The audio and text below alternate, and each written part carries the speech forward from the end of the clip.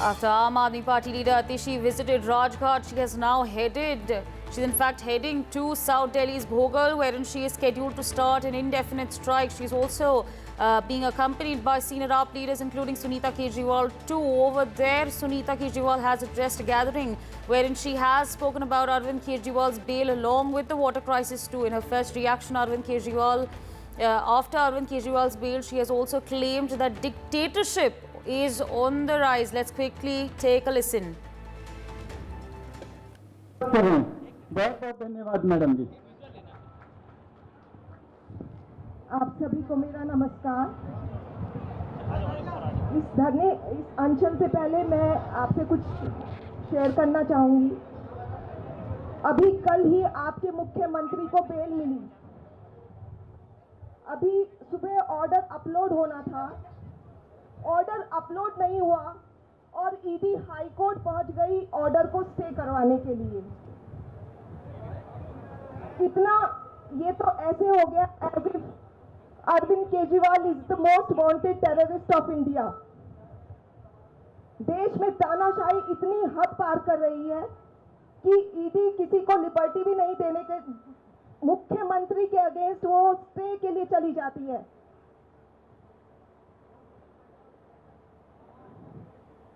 अभी हाईकोर्ट में फैसला आना बाकी है। आशा करते हैं कि हाईकोर्ट न्याय करेगा। अभी आतिशी जी का आज अनशन शुरू हो रहा है। इसके लिए आपके मुख्यमंत्री जी ने एक संदेश भेजा था जो मैं आप सबके सामने पढ़ के सुना देती हूँ।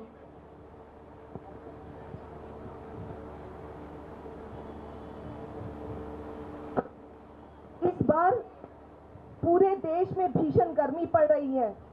तापमान 50 पर चला गया। कहा जा रहा है कि इतनी गर्मी शायद 100 साल में पहली बार पड़ी है। ये किसी के हाथ की बात नहीं है, भगवान की मर्जी है ये तो। पर ऐसे मौके पर एक इंसान को दूसरे इंसान की मदद करनी चाहिए।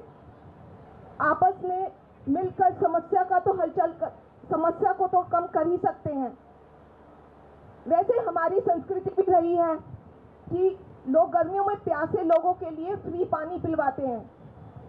फ्री पानी पिलवाने से बहुत पुण्य मिलता है, आप सब मानते हैं ये सब बात। लेकिन दिल्ली को पड़ोसी राज्यों से पानी मिलता है, दिल्ली का अपना पानी नहीं है। उसी से लोगों की प्यास बुझती है। जाहिर है इतनी गर्मी में प्यास और ज्यादा लगती है, इसलिए और ज्यादा पानी की जरूरत है। हमें उम्मीद थी कि हमें इस मुश्किल के वक्त में पड़ोसी राज्यों का और सहारा मिलेगा, लेकिन इतनी बड़ी मुश्किल की घड़ी में भी हरियाणा सरकार ने दिल्ली को रोजाना मिलने वाला पानी भी कम कर दिया। दिल्ली प्यासी मर रही है। दिल्ली वाले कहां जाएं? हम चाहे देश के किसी भी भाग में रह रहे हो, हमें एक दूसरे की मदद करनी चाहिए। माना कि दिल्ली और हरियाणा में अलग अलग पार्टियों की सरकार है, पर क्या ये वक्त राजनीति करने का है? आप ही बताइए, राजनीति करनी चाहिए पानी के मसले पर? अभी कहीं या तो भूकंप आता है या कहीं देश के हिस्से में किसी में भी बाढ़ आती है, तो हम सब ये नहीं देखते कि ये किस पार्टी की सरकार है। पूरा देश वहां के पीड़ित लोगों की राहत जुटाने में लग जाता है। तभी तो हम एक देश हैं।